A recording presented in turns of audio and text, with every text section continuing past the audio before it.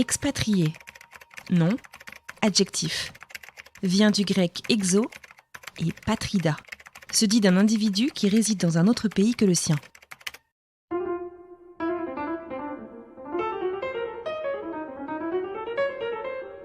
Tu vois, Hong Kong, par exemple, je me suis rendu compte, ça m'amenait pas vers une personnalité que j'aurais aimé être, tu vois. Parce que même si j'étais quand même très ouvert au début, etc., petit à petit, ça te renferme. Tu te retrouves dans un cercle avec des gens qui, c'est quoi ta voiture, c'est quoi, tu sais, ça monte sans arrêt. Et en fait, ça te tire vers le bas en te donnant l'impression d'aller vers le haut. Donc ça, c'est terrible, en fait. Ça te réduit la pensée. Et c'est ce genre de truc, ce genre d'expérience, mais tu peux que les vivre en allant, en te mettant dans un endroit d'inconfort. Tu prends ton éponge personnelle, tu l'écrases complètement et tu la laisses complètement prête à se réabsorber ce qui entoure.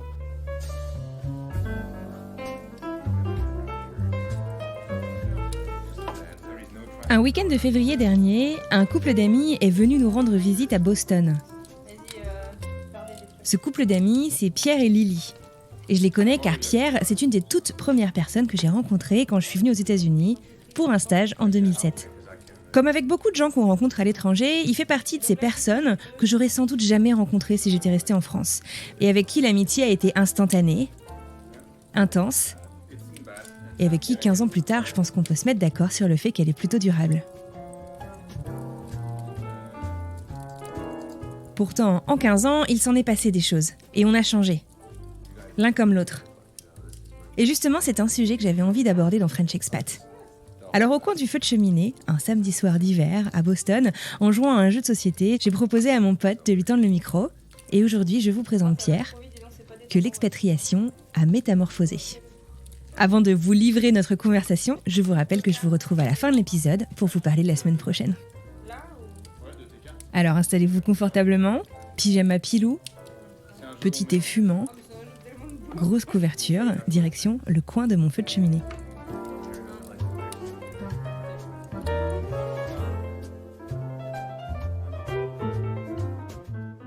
Là, c'est bon ? Tu veux que je parle encore ? Vas-y. Alors, bonsoir à tous. Bienvenue dans le podcast. Ok, tu sais même pas de quel podcast C'est ça qui est bon. Je suis à l'aise. Ouais. J'ai la voix. C'est la confiance totale, quoi. Eh ben, est-ce que tu veux commencer par... je vais couper certaines de mes questions. Ouais. Du coup, je vais... Tu t'arrêtes au milieu d'une question, tu veux dire ? Et je dois faire la suite ? En fait, on fait une interview karaoké. Ouais. Le podcast. Est-ce que tu penses que... Voilà. Ouais. Mais surtout le mardi soir.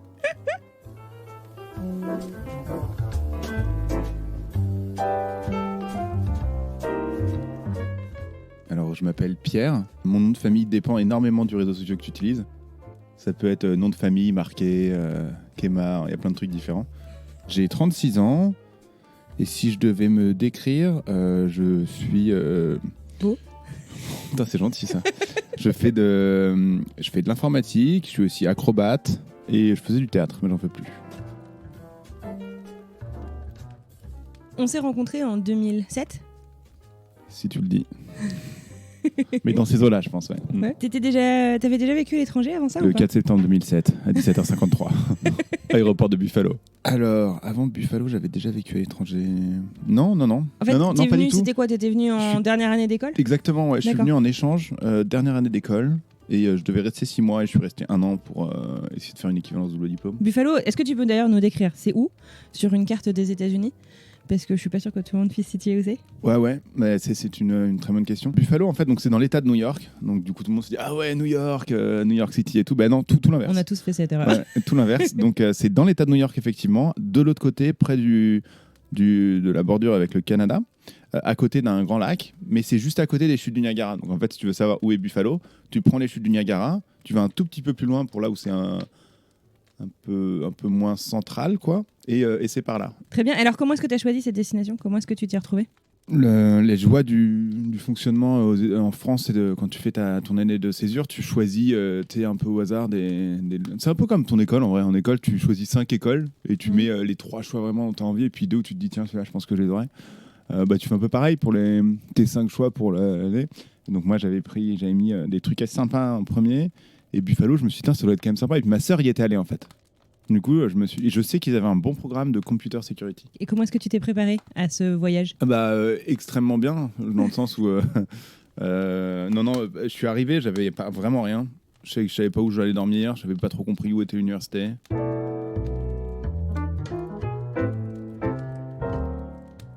Et en fait, oui. Et je vous raconterai à la fin de la saison en détail mon histoire d'expatriation. Ça fera encore plus de sens. Pour resituer l'histoire, je suis arrivée moi-même aux États-Unis à l'âge de 21 ans, en parlant littéralement 3 mots d'anglais, et croyez-moi, j'exagère pas du tout.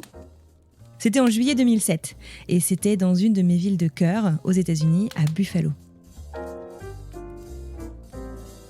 J'avais trouvé une colocation avec un Espagnol de mon âge, à quelques arrêts de bus de l'université où j'allais réaliser mon stage. Au bout de quelques semaines, ce coloc, répondant au nom d'Ignacio, qui par ailleurs parlait un anglais et un français absolument parfait, est parti chercher une étudiante de son école pour l'accueillir à l'aéroport. Elle était française. Elle s'appelle Marie-Pierre, et si vous écoutez French Expat depuis la première heure, il y a de grandes chances que vous connaissiez un petit peu de son histoire.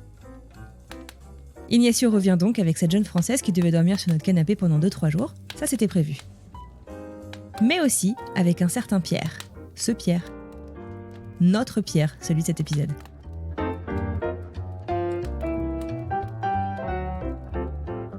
Donc j'ai été pris en échange à Buffalo, donc University of Buffalo, SUNY, et du coup je suis arrivé là-bas je l'ai pris un peu au dernier moment, l'école. Enfin j'avais plusieurs choix, j'ai décidé au dernier moment, principalement parce que ma sœur y était allée. Et quand je suis arrivé là-bas, en fait j'avais pas vraiment un endroit où dormir. Je me suis dit je coucherai un hôtel ou je sais pas quoi, je trouve un moyen quoi.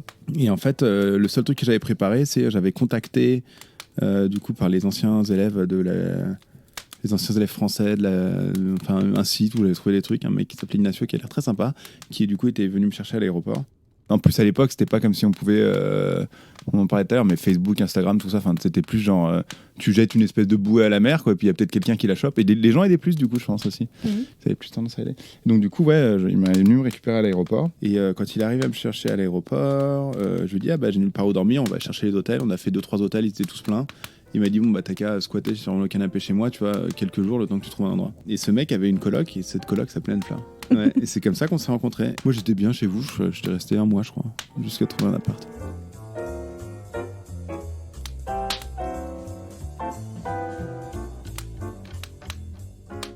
T'es arrivé à Buffalo, dans cette ville qui est sympa mais qui est pas forcément ta ville coup de cœur de toute ta vie. Ouais. Et finalement, en fait, t'es jamais rentré vivre en France depuis 15 ans. Ouais. En fait. Donc ça a été ton premier pas dans la vie à l'étranger.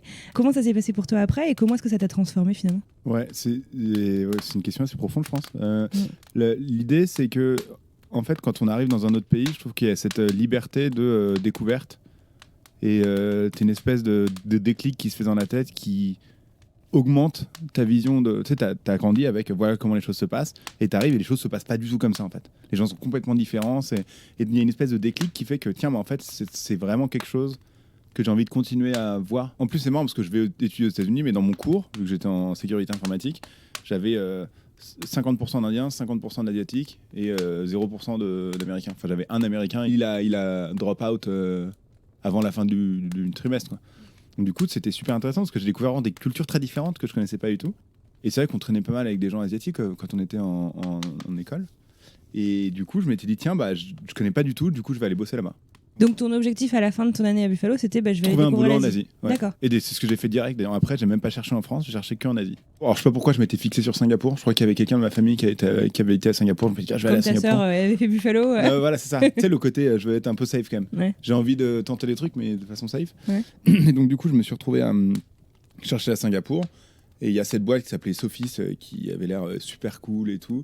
Et je passe un entretien avec le mec, il me dit ouais écoute t'as un super profil, on est trop content de te prendre, par contre Singapour tu vas te faire chier, il faut avoir des enfants là-bas, franchement c'est pas une ville sympa, viens plutôt à Hong Kong, en plus tu pourras faire du kitesurf et tout, ce sera trop bien, viens à Hong Kong. Et je me suis retrouvé du coup à Hong Kong. J'ai pas fait de kitesurf, j'en ai pas fait du tout. Ah c'est vrai, ouais. Arnaque. Trop marrant, ouais, non pas du tout, j'ai passé, non, très différent ce que... j'ai fait plein de trucs mais j'ai pas fait ça. Ouais.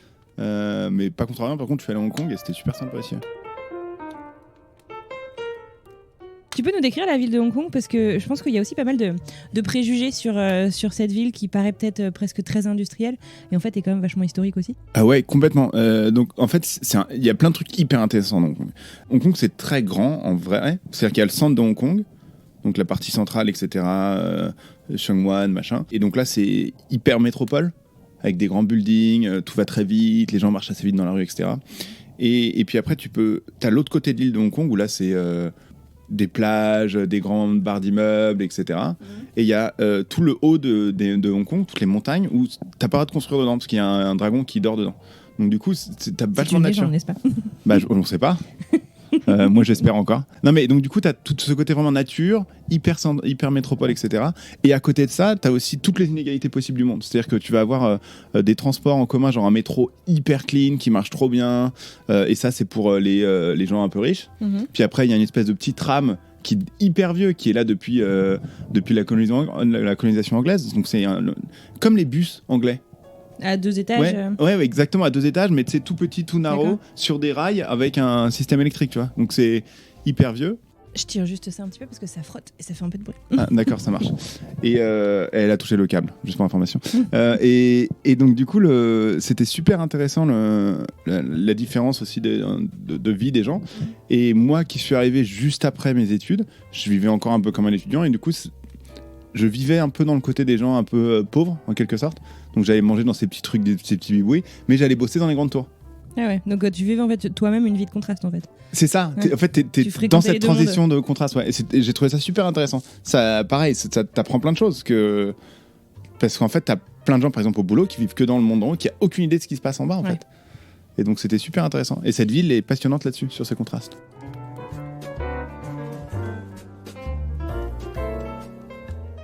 On parle souvent, tu sais, le mot expatrié a pas toujours très bonne réputation, et on parle souvent en fait en Asie que c'est difficile de rencontrer en tant que peut-être je sais pas européen, américain, des locaux. Ouais. T'as réussi toi à rentrer dans ces deux mondes auxquels tu faisais référence? Est-ce que t'as réussi à rencontrer ces mondes par les locaux justement? Ouais, alors on a tous envie de dire oui, mais en vrai non. C'est-à-dire que oui, T'as essayé quoi? Ouais, non, parce que j'avais des potes locaux, parce qu'en fait j'allais souvent picoler dans la rue. Et du coup, j'avais pas mal de potes locaux qui habitaient un peu dans le truc. Mais c'était quand même dans le centre. Tu vois, alors, il faut vraiment sortir du centre de Hong Kong pour rencontrer des gens. Et les gens sont un peu plus fermés d'ailleurs. Tu sors vraiment du centre. Tu veux dire ou... Ouais, méfiant. Et puis c'est une culture très différente. C'est-à-dire que pour eux, les blancs expats, c'est des gars qui vont faire de la cocaïne en boîte et qui vont abuser les nanas. Tu vois, donc ils ont quand même un point de vue. Et qui est pas faux en plus, parce qu'il y a quand même pas mal de gens qui viennent pour... de la finance, qui font des boîtes tout le temps, qui sont tout le temps... c'est un truc qui existe, hein. Mais par contre, tu peux tout à fait ne pas être... Enfin, moi, je n'étais pas du tout dans ce milieu-là et c'était très bien. Et j'avais quelques potes, effectivement, locaux très sympas avec qui je faisais des soirées. J'avais un groupe d'amis. On était un peu 3 ou 4 et puis on tournait un peu ensemble. Et alors, on était tous expats en quelque sorte, mais on avait des trucs très différents. Il y en avait un qui était venu et qui cherchait un boulot. Donc, il est en train de chercher un boulot. Il y en avait un autre qui... je sais plus ce qu'il faisait exactement, mais genre, il bossait, je sais plus, dans une boîte locale, un truc tout petit, quoi. Et t'en avais un autre qui, lui, travaillait dans une boîte qui faisait des pinceaux. Enfin, tu vois, c'était des trucs très, très différents et pas du tout financiers, quoi. C'est-à-dire que, en fait, dans mes potes, j'avais aucun pote qui bossait en finance là-bas, alors que c'est presque fait tout le monde dans les expatriés. Il y a un endroit qui s'appelle Lan Kwai Fong, qui est l'endroit où tous les expats vont, où tous les jeunes un peu cosmopolites vont pour sortir. Et en fait, il y a plein de boîtes, de bars, etc. Quand t'es low budget, en général, tu vas au 7-Eleven boire des bières et tu les bois dans la rue, dans un endroit qu'on appelait l'amphithéâtre, qui est une espèce de mini amphithéâtre où tu pouvais boire.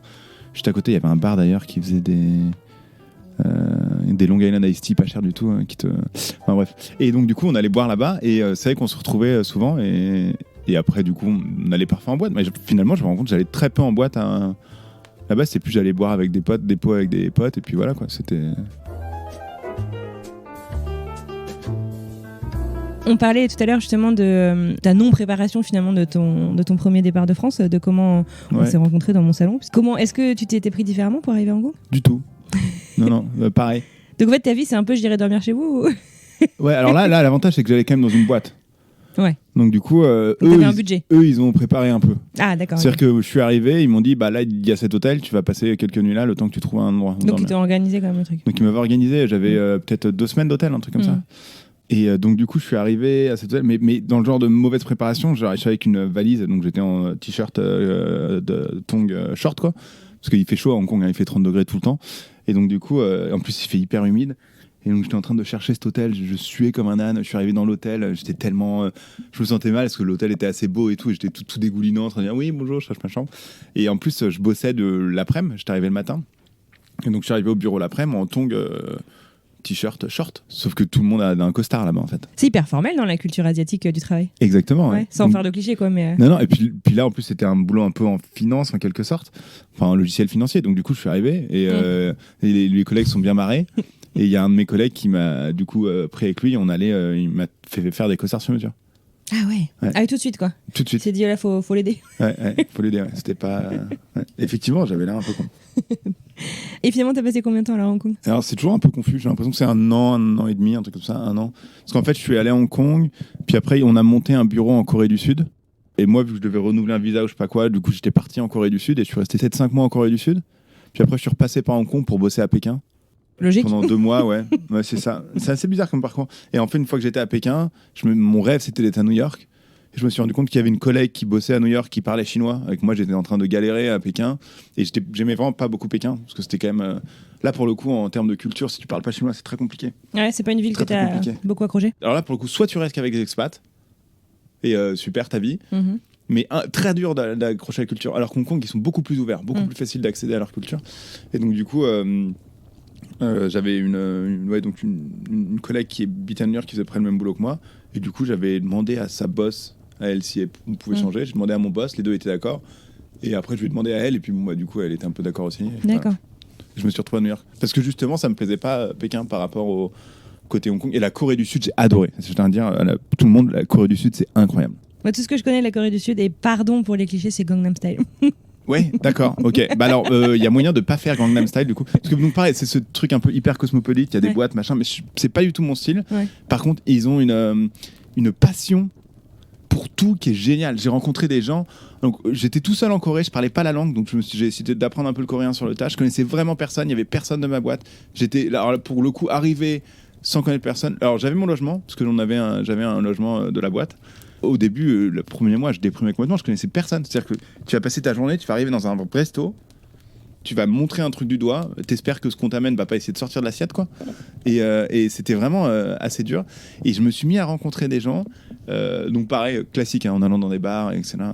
Et j'ai rencontré des gens vraiment super. Il y avait une personne qui m'avait amené dans une galerie d'art, parce que c'était une personne qui avait vachement voyagé. D'ailleurs, je pense que t'adorais l'interviewer. Elle avait vachement voyagé, elle avait fait tout un chemin, elle avait fait un fil avec des mémorabilia, je sais pas comment on dit, des petits trucs de mémoire de tous ces voyages, et accroché comme ça sur un fil qui faisait toute la galerie d'art. C'était magnifique, trop sympa. Et après, engagement typiquement coréen.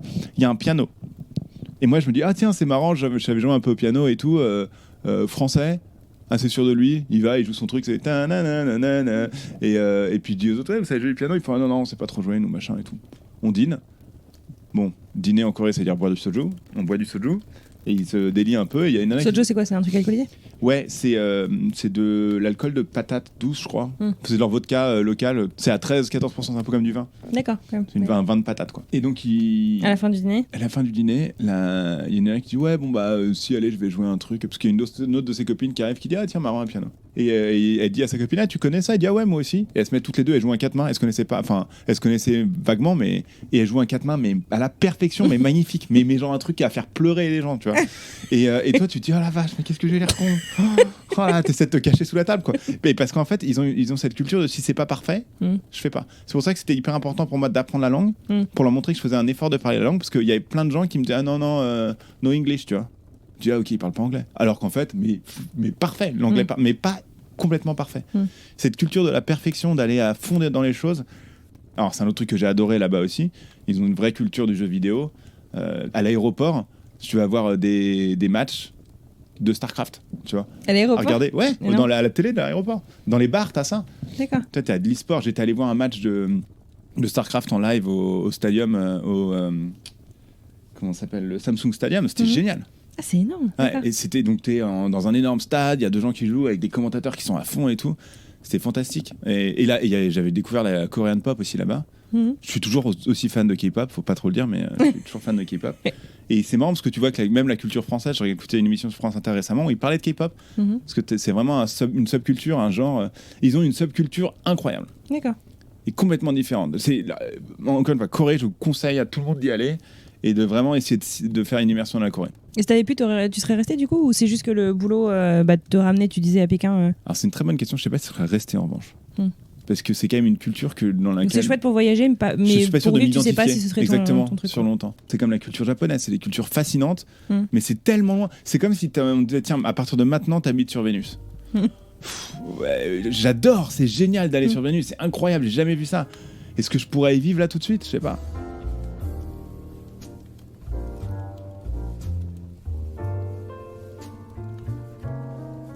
Est-ce que tu as une idée justement de qu'est-ce que tu cherchais en fait? Tu étais content donc d'avoir cette liberté dont tu parlais au début, d'avoir quitté la France, mais toi, qu'est-ce que tu cherchais en fait dans ces... C'est difficile hein, comme... Non, c'est pas difficile, c'est que c'est dur à dire hein, comme réponse, mais c'est souvent, je pense, c'est se réinventer. Ça peut venir de plein de trucs, ça peut venir de malaise profond, de vouloir dire tiens, je vais rebooter. Quand je suis arrivé, de se réinventer, vraiment, de se dire, tu vois, je sais pas, j'étais peut-être un petit con avant, j'ai envie d'être un peu différent. Ah, en fait, non, je suis toujours un petit con. Bon, je vais réinventer, tu vois.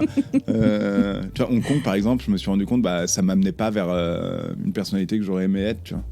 Parce que même si j'étais quand même très ouvert au début, etc., petit à petit, ça te renferme. Tu te retrouves dans un cercle avec des gens qui, c'est quoi ta voiture, c'est quoi, tu sais, ça monte sans arrêt. Et en fait, c'est pas ça te tire vers le bas en te donnant l'impression d'aller vers le haut.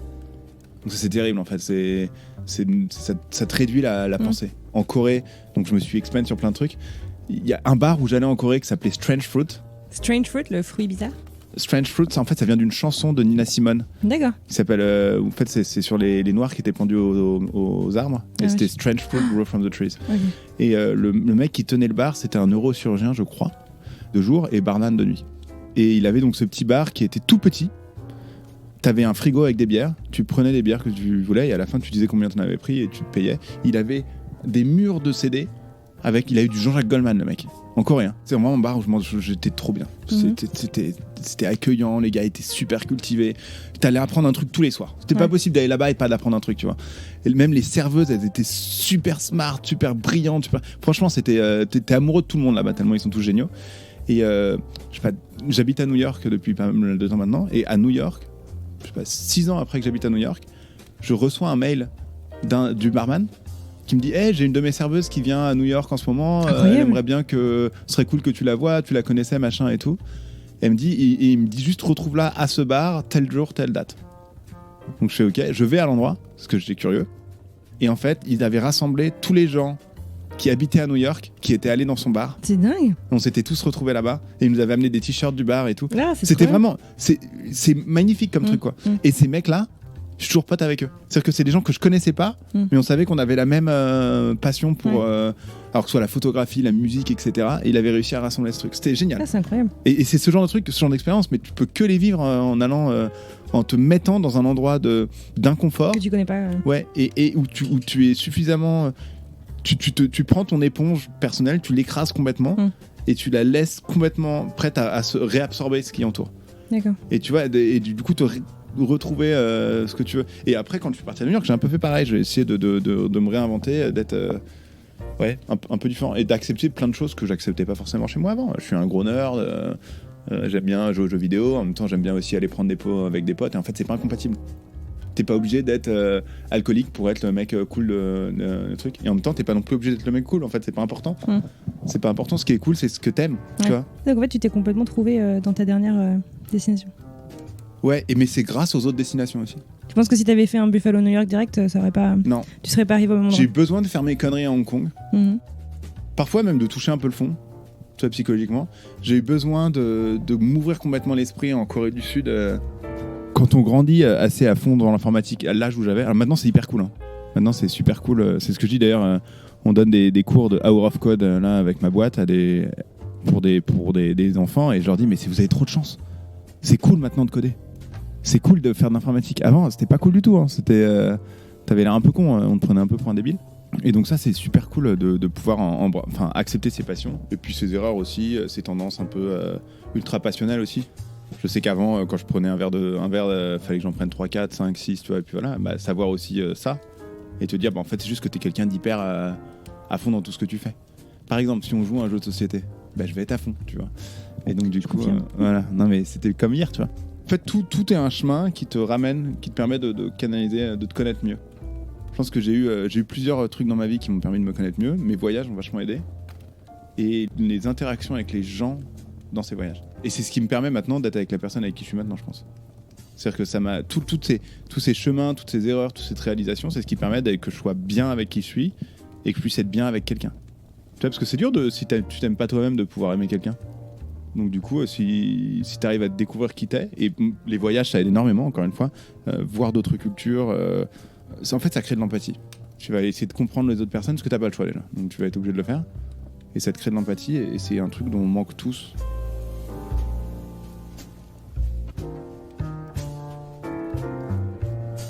Et est-ce que tu te souviens justement de ton cheminement pour arriver là quand t'es arrivé à New York? Parce que New York, ça va faire une dizaine d'années maintenant que t'y es. 11-12 ans. Ouais, j'imagine que t'es pas arrivé en te disant ça y est, je suis arrivé, c'est cool, je me connais. Enfin, tu vois, comment se sont passés en face déjà, cette décennie? en 10 ans, on change énormément, je pense. Déjà en un an, on change énormément. Moi, On regardait les photos tout à l'heure. Ouais, c'est ça. C'était pas... Je suis arrivé à New York en me disant je vais y rester 1 an et après, c'est le Brésil après. Parce que comme la boîte était dans plusieurs pays, je me suis dit, voilà, je vais changer. Ah, donc t'es arrivé en te disant je continue mon tour du monde. Ouais. Je continue à me redécouvrir. J'étais bien, dans le boulot, je trouvais ça intéressant. Et la ville a tellement à offrir. En fait, c'est un peu comme la capitale du monde. C'est-à-dire que t'as toutes les cultures possibles, imaginables. Par exemple, quand je suis arrivé à New York, je revenais de Corée du Sud. Et donc, du coup, pendant 1 an, je traînais qu'avec des gens, que des Coréens. Que j'avais rencontrés à Koreatown, etc. Tu vois. Et puis après, je me suis mis à rencontrer d'autres groupes de personnes. J'ai essayé de pas trop traîner avec des Français. Puis après, petit à petit, quand même, je me suis mis à traîner avec des Français.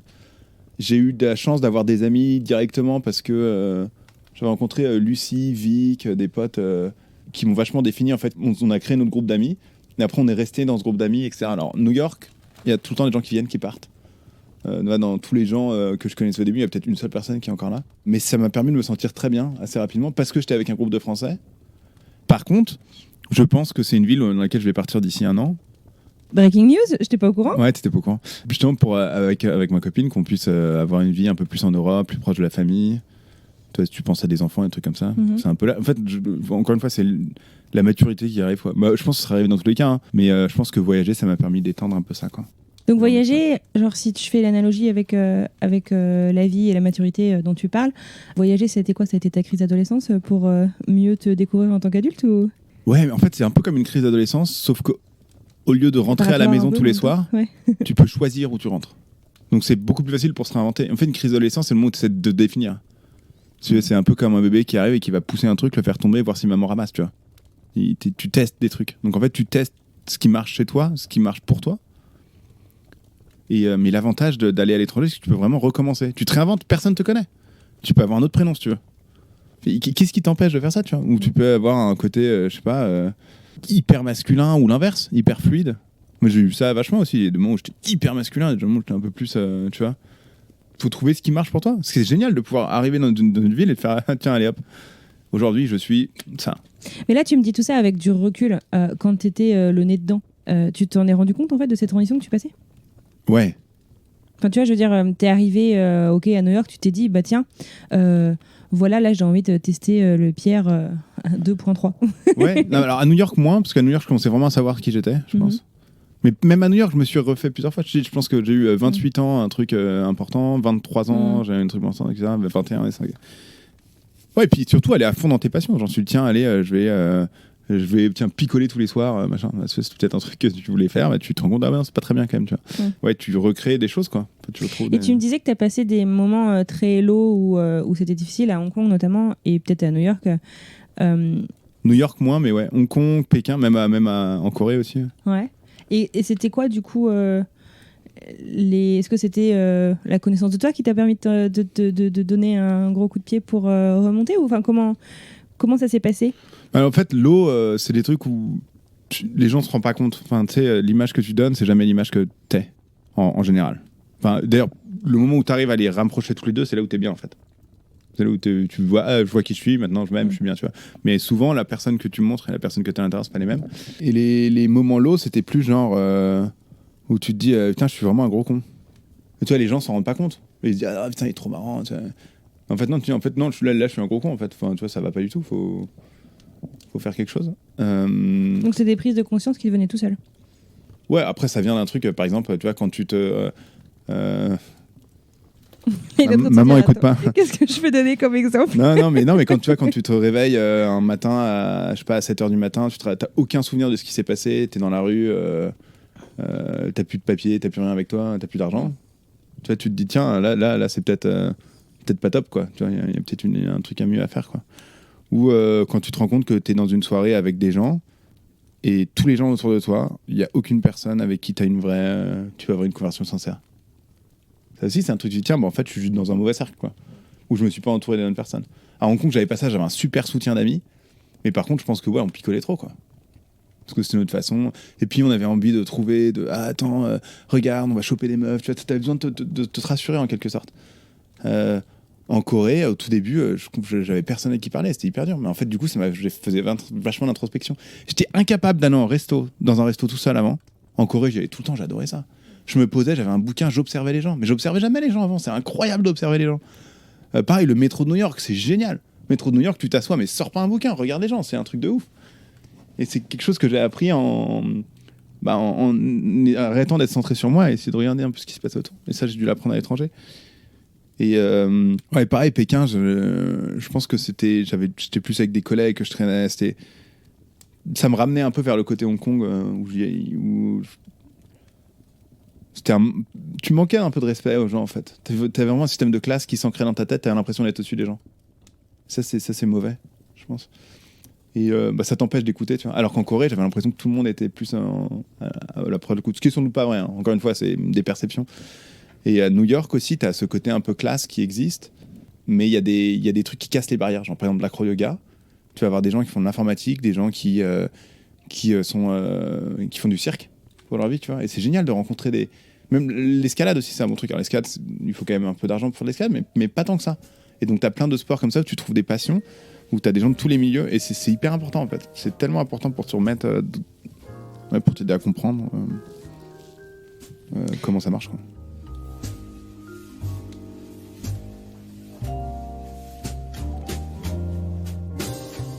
Et ta première journée à New York, ça ressemblait à quoi? Tes premiers jours, tes premières semaines? Je me souviens de la fierté que j'avais. Alors, il y a plusieurs trucs. Donc, j'étais à Hong Kong à ce moment-là, parce que j'étais revenu de Pékin à Hong Kong. Et à Hong Kong, je suis passé par la France 2 semaines. Et ma sœur a eu un bébé à ce moment-là. Qu'elle a eu vachement en avance. Bon, après, c'est peut-être un peu de ma faute, je lui faisais faire plein de marches et tout, mais dont j'étais le parrain. Et donc, je me rappelle avoir pris l'avion, hyper heureux pour ma sœur, hyper fier pour le bébé qu'elle a eu, et hyper fier d'avoir réussi à habiter à New York. Parce que je me rappelle quand j'étais à Buffalo, j'étais allé à New York pour passer un entretien justement pour la boîte, pour aller bosser en Asie. Et quand j'étais arrivé à New York, je me suis dit, waouh, j'aimerais quand même vivre dans cette ville. Il y a un truc dans cette ville qui fait que, ouais, il y a une espèce de magie, tu vois. Un peu à la Harry Potter, tu vois. Ça m'étonnerait pas qu'il y ait Diagon Alley ou des trucs comme ça, tu sais, où il y a une espèce d'énergie magique dans la ville. Et je me rappelle être arrivé à New York en me disant, wow, I made it. Tu vois, genre, je suis arrivé dans cette ville hyper fier d'y arriver et hyper excited, tu vois, par le potentiel de tout ce que j'allais pouvoir faire, de tous les gens que j'allais rencontrer. À l'époque, j'étais encore un peu jeune et donc c'est plus tous les meufs que je vais pouvoir rencontrer, des trucs comme ça un peu. Grande hâte, tu vois, d'arriver et de découvrir tout ce qui allait pouvoir se passer. Et j'ai eu de la chance d'ailleurs d'avoir un de mes collègues quand je suis arrivé qui adorait les concerts et qui m'a amené à plein de concerts. Il faisait, je pense, 250 concerts par an, le mec. Et du coup, j'allais hyper souvent voir des concerts incroyables et ça m'a permis de me rendre compte du potentiel incroyable de la ville. Et il y a plein de concerts d'ailleurs, des fois on va randomly dans des concerts et j'adore. Il y a une salle de Rockwood Musical, j'adore y aller et tu vas... C'est le talent, la concentration de talent qu'il y a dans cette ville est incroyable. C'est à la fois humbling et inspiring. Ouais, et c'est ce sentiment-là que j'ai eu en arrivant. j'ai l'impression que le Pierre que j'ai rencontré il y a 15 ans, t'as vachement mûri, t'as vachement évolué, et puis tu t'es je sais pas si c'est le mot, tu m'excuseras, mais presque spiritualisé. Enfin, tu vois, j'ai l'impression que tu réfléchis beaucoup plus aux choses, et que l'acro-yoga, c'en est aussi un peu un exemple. Enfin, moi, le Pierre que j'ai rencontré il y a 15 ans, il faisait beaucoup la fête. Il aimait bien les nanas. Il était jamais le dernier pour aller découvrir un truc. Alors, j'ai l'impression que le voyage continue de prendre une grande partie de ta vie et de tes passions. Mais le reste, c'est quoi, du coup ? Alors, le voyage, c'est toujours partie de mes passions, mais c'est vrai que j'ai une chance incroyable aussi, c'est que maintenant, j'ai une partenaire qui adore voyager aussi et qui adore organiser les voyages. En plus, c'est génial de voyager à deux. Enfin, en vrai, c'est génial de pouvoir partager sur l'instantané. Alors, il y a un côté très bien d'introspection, tu vois, quand tu es devant une énorme montagne et de voir un truc vide comme ça, tu ressens quelque chose qui te fait déclic en soi. Mais c'est génial de les partager aussi. Et alors, l'acro-yoga, qu'est-ce que c'est ? Alors, attends, on va commencer là-dessus. L'acro-yoga, c'est vraiment, en gros, c'est un mot fancy pour qu'il y ait des gens qui viennent, parce que c'est plus vendeur de dire ça acro-yoga. Mais en gros, c'est de l'acrobatie à deux. C'est-à-dire que tu vas avoir quelqu'un sur tes pieds, puis tu vas lui faire des mouvements, etc. Ou des positions de yoga, en quelque sorte. Mais c'est plus créer une espèce de confiance entre la personne qui vole et la personne qui porte. T'as un côté dense, t'as un côté très lent, etc. Et c'est génial parce que déjà, c'est un sport. Donc c'est trop cool de faire du sport. Enfin, moi, j'en ai besoin tout le temps d'être canalisé et c'est super de trouver un équilibre.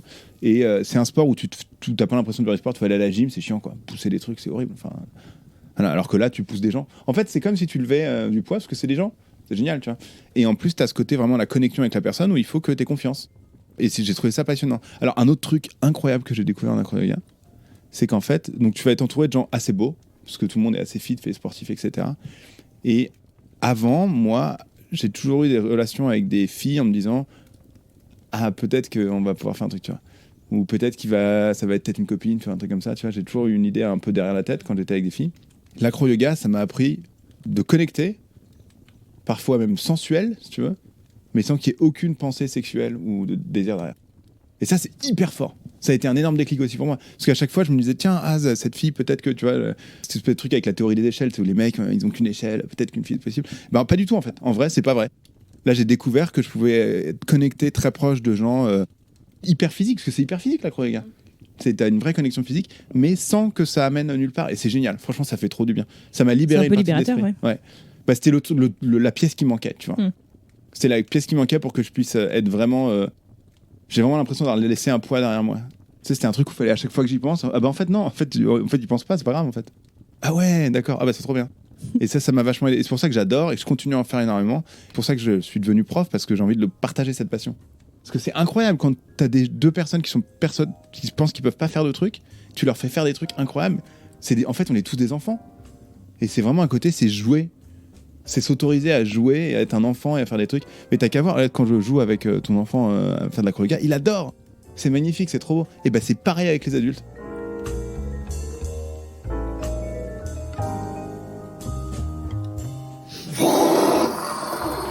Did you take off like a rocket, Félix? Wow. Écartez-moi. Ouais. Et maintenant, on va se mettre debout sur les pieds. Vas-y, pousse, mets-toi debout. Reste debout, pousse debout. T'inquiète pas, je te tiens. Petit cœur. Mets-toi debout. Vas-y. Wow. Bravo. Mais pour ça, il faut reprendre ton âme d'enfant, quoi, et accepter. On se bat sans arrêt à dire il faut que tu sois adulte. Un adulte, ça fait ça. Non, en fait, être adulte, c'est un enfant qui a compris qui il était. Non, mais c'est magnifique, tu vas bien. C'est pour quand les cours de philo, Pierre ? Non, mais c'est vrai. Hein. Pour moi, c'est ça. Hein. Ouais. Pour moi, c'est ça. Et c'est hyper important une fois que t'as compris qui t'étais, t'es un adulte.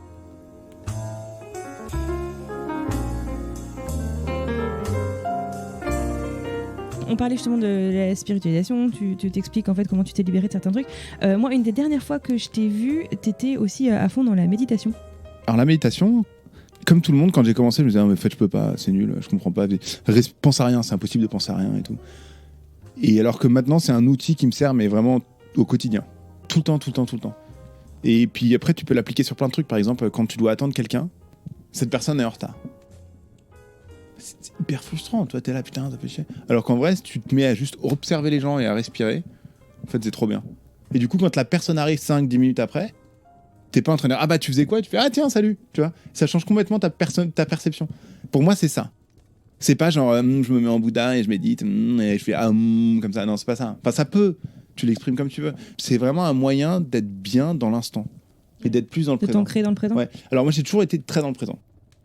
Tu vois, j'ai toujours été, je vis les trucs à 100% quand ils sont là. Mais en revanche, ça veut pas dire que ma tête était forcément là. J'ai tendance à être physiquement dans le présent et pas forcément mentalement dans le présent. Ça m'a aidé à être plus mentalement dans le présent. Et ça me sert encore maintenant. Surtout que je pense que j'étais quelqu'un de très énervé, de très nerveux. Je le suis encore des fois. Hein. Ça m'arrive de m'énerver et tout. Beaucoup moins. Et ça m'a énormément aidé. Ouais, très bien. C'est un excellent exemple quand je me suis pété la main à Buffalo. Je vais te faire un signe du poing à Pierre. Ouais, parce que je me suis effectivement cassé le 5e métacarpe à Buffalo, qui s'appelle la fracture du con en français. Parce que j'avais tapé avec le poing. Pas sur quelqu'un, pas s'inquiéter, mais...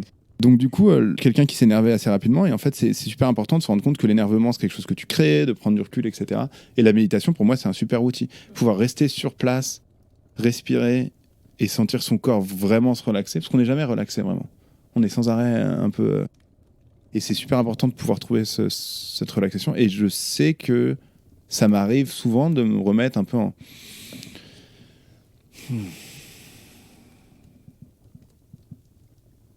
Et en fait, ça va. Et d'écouter. Et en plus, ça permet d'être plus connecté avec son corps, donc de comprendre ce qui ne va pas. Par exemple, si on reprend l'acro-yoga, au moment du sport, il y a des endroits où tu vas avoir mal un peu quand tu fais du sport, mais tu te dis, non, c'est pas grave. D'être vraiment dans ta physicalité, de pouvoir écouter, tu te dire, tiens, maintenant, en fait, non, là, il y a quelque chose, il faut que je fasse attention. Il faut que je réfléchisse à ça, etc. Et je pense que c'est un outil, plus tu vieillis, plus il est utile. Et surtout, d'être dans le présent, c'est tellement important. Il se passe tellement des trucs de ouf. Je sais pas si vous me voyez venir, mais pour moi, Pierre a vécu une véritable métamorphose au cours des 15 dernières années. D'un peu bro et très fêtard, c'est devenu quelqu'un de très réfléchi, qui connaît et son corps et son esprit. Et je peux pas m'empêcher en fait de voir le contraste entre ces deux personnes, mais aussi entre la ville dans laquelle il vit, qu'on représente souvent comme une ville pleine de pulsations, une ville qui vit à 300%, et l'effet qu'elle semble avoir eu sur lui. Alors je lui ai posé la question à plusieurs reprises. Il m'a parlé de différentes ex-copines qui l'auraient peut-être influencé, et finalement il s'est souvenu. Et moi qui suis très cartésien, j'ai pris un cours en ligne qui s'appelait The Science of Happiness sur edX.org. Je conseille à tout le monde de le prendre, c'est un cours gratuit qui explique qu'est-ce qui rend heureux. Et dedans, il y avait une partie sur la méditation. Pourquoi la méditation, ça rend heureux? Qu'est-ce qui fait en fait? Qu'est-ce qui se passe psychologiquement, physiquement, etc., physiologiquement, qui fait que tu vas être mieux? Et pourquoi ça a un effet? T'avais besoin de ça pour être convaincu finalement. Exactement. Pour rationaliser ce qui se passe. Exactement. Et après, du coup, quand tu l'appliques en sachant ce qui se passe, c'est vachement plus... tu vois. Alors, ça ne veut pas dire que tu n'es pas frustré, parce que la méditation, en vrai, si tu décides que tu dois le faire et que tu n'y arrives pas, ça peut frustrer énormément des gens. Parce qu'en vrai, la méditation, on n'y arrive pas. En fait, c'est pas un but en soi. C'est vraiment comme... tu veux faire le championnat olympique d'athlétisme, bah, tu peux pas te dire, allez hop, bam, je fais moins de, 10 secondes au 100 mètres. Tu vois, c'est pas possible. Et tu le feras sans doute jamais. Par contre, si à un moment, tu arrives à courir un 100 mètres, déjà, c'est bien. Et en fait, il faut vraiment avoir cet aspect-là sur le long terme et de prendre les trucs petit à petit. Et effectivement, je pense qu'avoir pris ce cours en ligne, mais pareil, ça, je l'ai connu grâce aux US. Je sais plus pourquoi. C'était à New York, j'en avais entendu parler. Et c'est un truc, je suis quasiment certain que j'aurais jamais fait.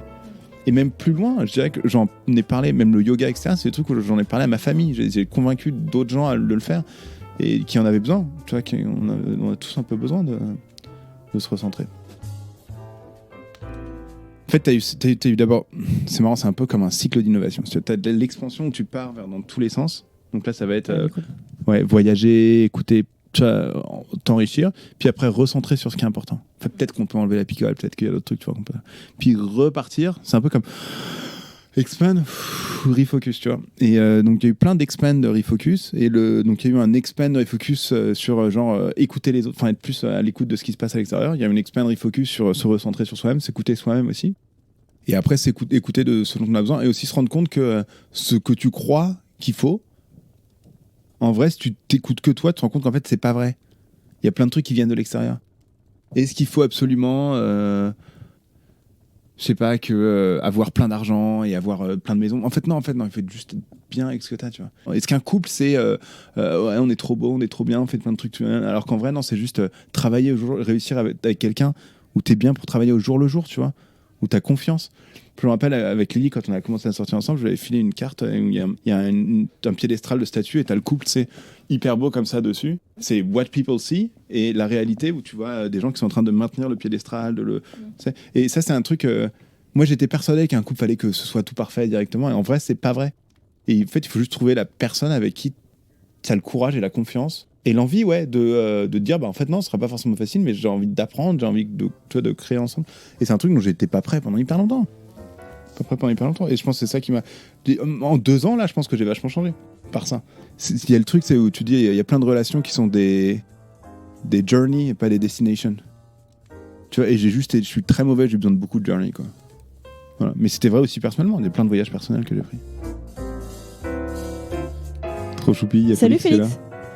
Ça va, Félix? Tu veux dire bonjour? Oui. Bonjour. Et Félix, tu voudrais qu'on fasse de l'acro-yoga après? Oui. Ouais. Bonjour. Ça, c'est mon petit garçon. Il a 3 ans, il s'appelle Félix, il rentre de la patinoire et il adore les micros de sa maman.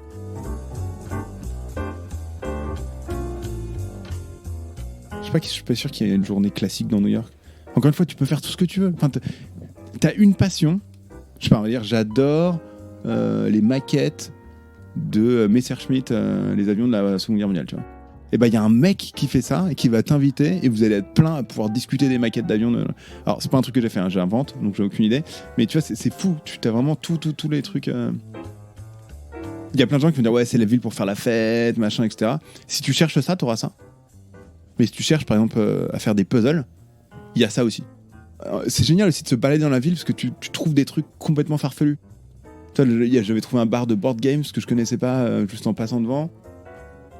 Il y a un bar aussi avec des livres où tu vas aller prendre un café ou ce que tu veux. Et avec ça, il y a un mec qui va lire un livre. Donc il est assis, il est à un podium et puis il lit un livre. Donc tu vas être là, il y a un mec qui va te lire un livre. C'est incroyable. Enfin, qui fait ça? Mais où il y a des trucs comme ça, tu vois? Et c'est ça qui est fantastique. Et puis c'est génial de pas avoir besoin de voiture, de pouvoir tout faire à pied, si tu as besoin d'inspiration, tu sors, tu te balades, tu trouves un truc, tu vois. Même récemment, on se baladait, on a trouvé un petit resto japonais tout petit, t'as l'impression que c'est une vieille grand-mère qui vient de faire à manger, mais tu sais, une petite chez toi, quoi. Ça, c'est incroyable. Donc, tout ça. Par contre, c'est vrai que c'est très dynamique et pour un enfant, je pense que ça va être assez compliqué, sauf si, à moins que tu aies des moyens vraiment colossaux, ça va être très compliqué d'avoir un enfant là-bas. Est-ce que tu as une idée en fait de à quoi ressemblerait ton quotidien si t'étais pas parti à Buffalo en 2007? Alors... Tu l'as pas vu venir celle-là. Non, j'aime beaucoup cette question. Je pourrais pas deviner quoi ressemblerait mon quotidien. En revanche, je sais que j'aurais pu partir dans des directions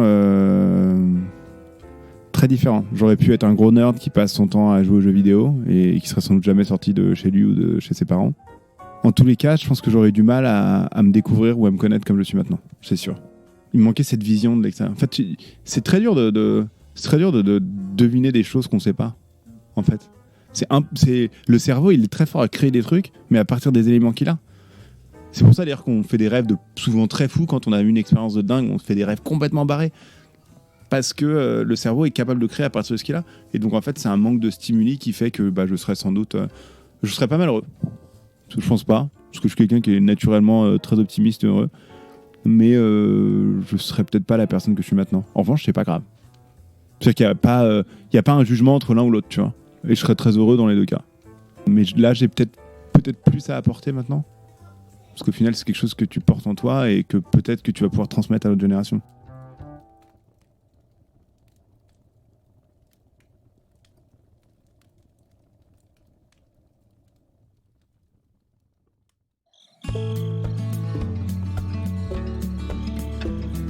Et voilà, c'est terminé pour aujourd'hui. Je tiens à adresser un merci tout spécial à mon ami Pierre de s'être prêté au jeu de l'interview, ainsi qu'à vous pour votre écoute fidèle chaque semaine. J'en profite pour adresser un petit coucou à la bande de Buffalo.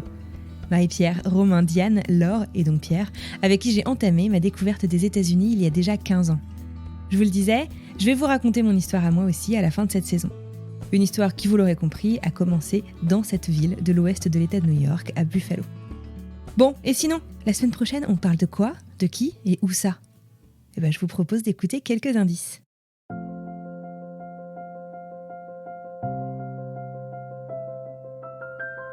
Vu que moi, mon rêve depuis que je suis malade, c'est faire le tour du monde, mon père, un soir, il dit on fait le Canada de Saint-Georges jusqu'en Alberta à Jasper et on y va, on récolte de l'argent pour les enfants malades. On voulait faire quelque chose pour les enfants malades. Il y a une vie après la maladie. Il y a quelque chose. Tu dois pas te dire ça va être trop dur. Non, justement, tu dois te dire il y aura quelque chose d'autre après. Et alors, c'est quoi la vie après la maladie ? Formidable.